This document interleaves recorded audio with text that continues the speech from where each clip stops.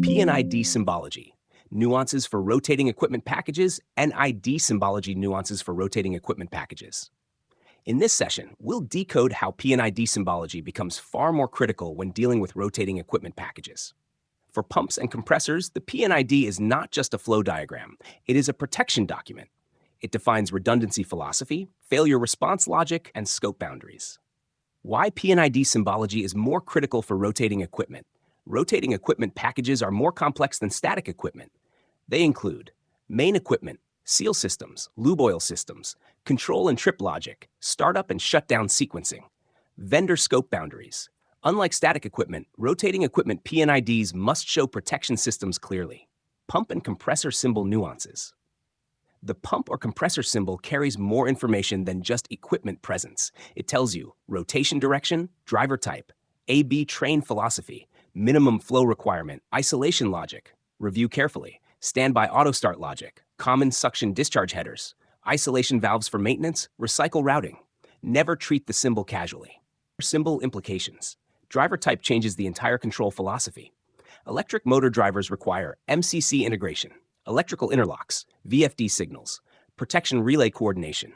Steam or gas turbine drivers require steam or fuel gas tie-in, trip valves, governor control, drain and isolation systems. Driver symbol impacts electrical, mechanical, and control integration. Mechanical seal system symbology. Seal representation must clearly show API seal plan number, barrier or buffer fluid flow, cooling water loop, instrumentation points. Seal system may appear directly expanded on P&ID, referenced via separate drawing, shown on utility P&ID. Seal clarity directly impacts reliability. Dry gas seal system symbology. For compressors, dry gas seals require full representation. Look for primary seal gas supply, secondary backup gas, vent routing, nitrogen purge, booster compressor tie-in. Seal gas documentation may be split between process P&ID and package P&ID. Incomplete representation leads to commissioning issues. Lube oil system configuration.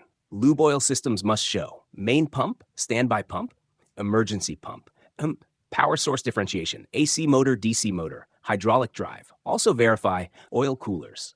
Pressure control valves, duplex filters. Duplex filter symbol means online changeover capability. This is critical for continuous service. Minimum flow and recycle protection. Minimum flow protection prevents equipment damage. For pumps, recycle prevents overheating and cavitation. For compressors, anti-surge recycle prevents surge damage. Verify control valve location, flow transmitter position, fail position. Usually fail open. Incorrect fail logic can destroy equipment instantly. Instrument loop classification. Instrumentation must be classified properly. Trip instruments, hardwired to ESD, immediate shutdown. Control instruments, connected to DCS. Operational regulation. Isolation philosophy must include double block valves, spectacle blinds, drain and vent points. Isolation details may require cross-reference between P&IDs. Vendor package scope boundaries. Battery limit marking defines responsibility. Look for battery limit symbols, by vendor, by others notes, tie-in points. Internal skid piping may not always be vendor scope. Scope mismatch leads to commissioning gaps. Alarm and trip logic hierarchy. Understand the logic structure. Alarm operator notification. Trip automatic shutdown. Permissive startup enable logic. Example. Low lube oil pressure alarm. Low pressure trip. Minimum pressure permissive. Misreading these levels can cause operational misunderstanding. Control valve failure position. Fail open, used when flow is required for safety. Fail close, used when flow must stale. Last, specialized actuator design. Critical examples: anti-surge valves, fail open. Minimum flow recycle, fail open. Seal gas valves, depends on philosophy. Failure position must match worst case scenario. Package engineer review checklist. Red flags, missing vent at high points. No isolation before coolers. No bypass around control valves. Missing drain at low points. Missing temperature after cooler.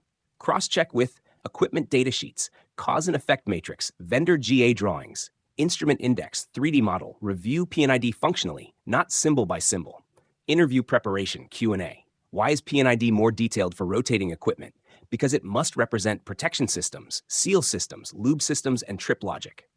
What is critical in pump P&ID? Seal plan, minimum flow protection, lube oil integrity, isolation philosophy. What is critical in compressor P&ID?